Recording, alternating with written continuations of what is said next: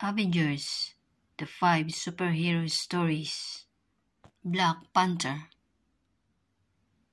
This is Black Panther. Long ago, Bashinga was the first Black Panther. Black Panther is a very important role. Black Panther wears a suit. He has super abilities.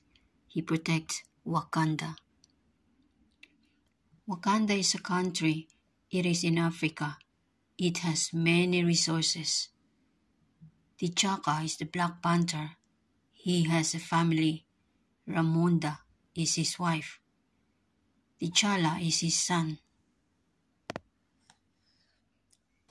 T'Challa grows up. He works hard. T'Challa wants to be just like his father. One day, a villain steals from Wakanda. His name is Klaue. Klaue gets away. Black Panther tracks Klaue. He catches the villain. T'Challa follows. Klaue attacks Black Panther. T'Challa shields himself, but Black Panther is hurt. T'Challa tries to fight Klaue. Klaue escapes. T'Challa holds his father.